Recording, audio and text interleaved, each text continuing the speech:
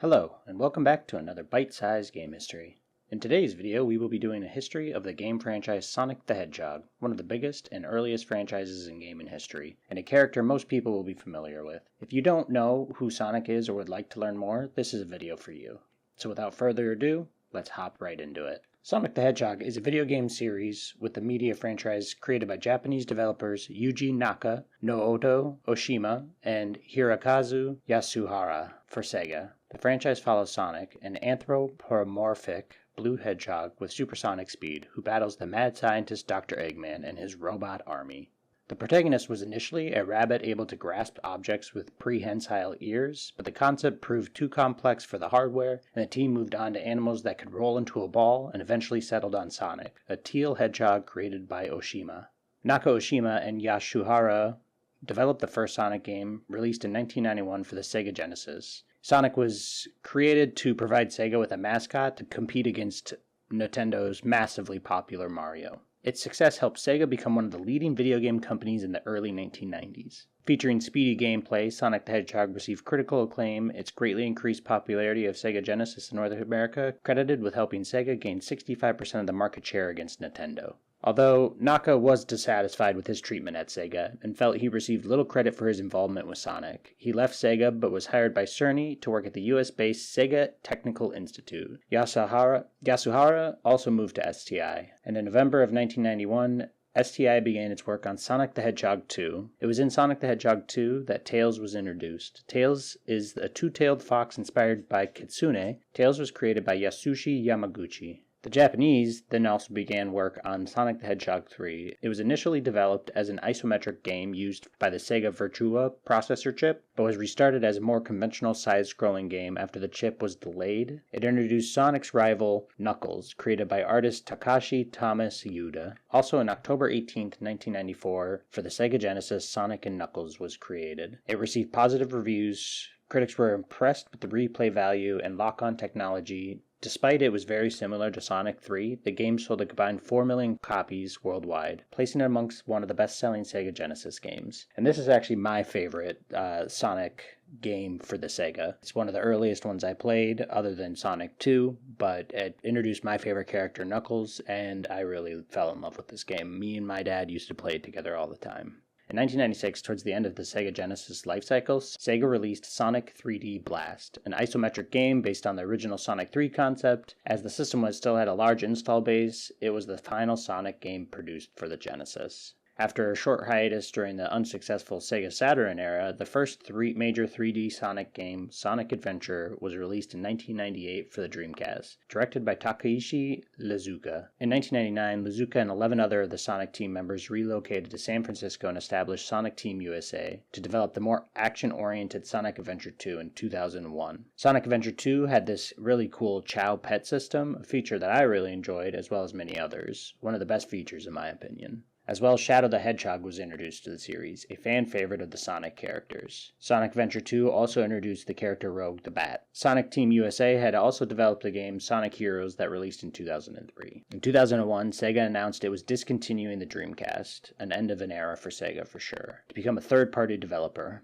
The following December, Sega released the expanded port of Sonic Adventure 2 for the Nintendo GameCube. And this is where I played a Sonic Adventure 2. It was on my GameCube, and still to this day, it's one of my all-time favorite Sonic games. Some of the SNK staff formed DIMPS the following year. This is the team that developed most of the games for the Nintendo's Game Boy, including Sonic Advanced in 2001, Sonic Advance 2 in 2002, and Sonic Advance 3 in 2004. These ones I never really played, but I had always seen them about. Sega Studios USA's first post-Heroes project was Shadow the Hedgehog in 2005, a spin-off starring the popular Adventure 2 character Shadow. Shadow retains most of the elements from previous Sonic games. It was aimed at a mature audience and introduced third-party shooting and non-linear gameplay. Shadow the Hedgehog was panned for its controls and level design and mature themes, but was a commercial success, selling at least 1.59 million copies. I remember seeing this game and playing it when I was, like a preteen, and it blew my mind back then because I'd never seen like a game in the Sonic universe where you had guns and shooting, all that kind of stuff. It really blew me away as a young kid. In 2006, Naka, the last original Sonic development team, resigned as head of Sonic Team to form Probe, and the team split so work could begin on the Wii Sonic game. According to Lazuka, these incidents, coupled with stringent Sega deadlines and an unpolished game engine, forced Sonic Team to rush development. None of the 15th anniversary Sonic games were successful critically, and Sonic 06 became regarded as one of the worst games in the series, panned for its bugs, camera controls, and story. Following Naka's departure, Okunori Nishiyama, who worked on Sonic Advance and Rush games, became Sonic Team's general manager. Sonic Team began working on Sonic Unleashed in 2005. It was conceived as a sequel to Adventure 2, but became a standalone entry after Sonic Team introduced innovations to separate it from the Adventure games. With Unleashed, Sonic's team sought to combine the best aspects of 2D and 3D Sonic games and address criticisms of previous 3D entries. Although reviews were mixed due to the addition of the beat-em-up game mode, in which Sonic transformed into a werewolf-like beast. In 2008, Mario and Sonic the Olympic Games was released, the first game in the series and the first game to ever feature both Mario and Sonic in a crossover appearance. The game also features other characters from both franchises. Following that, in 2010, the second Mario and Sonic Olympic Games came out, and it was for the Winter Olympic Games set in Vancouver, which includes different events from the previous games. In 2011, for the series' 20th anniversary, Sega released Sonic Generations for the Xbox 360, PlayStation 3, and Windows. A separate version was also developed by Dimps for the Nintendo 3DS. Sonic Generations featured reimagined versions of levels from previous Sonic games and reintroduced the classic Sonic design from the Genesis era. The efforts were much better received, especially in comparison to Sonic 06 and Unleashed. Following that, in 2012, Mario and Sonic at the London Olympic Games, the third installment in the series, was released. In May 2013, Nintendo announced it was collaborating with Sega to produce Sonic games for its Wii U and 3DS platforms. The first game in the partnership, 2013 Sonic Lost World, was also the first Sonic game for the 8th generation hardware. Sonic Lost World was designed to be streamlined and fluid in movement and design, borrowing elements from Nintendo Super Mario Galaxy games. The second was Mario and Sonic at the Sochi 2014 Olympic Winter Games for the Wii U, and the fourth was Mario and Sonic game, the 2014 Winter Olympics tie-in. The deal was completed in 2014 with the release of Sonic Boom: Rise of Lyric for the Wii U, and Sonic Boom: Shattered Crystal for the 3DS. These games are part of a spin-off franchise which includes television series and comic books. In 2016, they had released Mario and Sonic Rio 2016 Olympic Games. It was the fifth installment in the series. In 2016, Sonic Boom: Fire and Ice, a Shattered Crystal sequel, was released.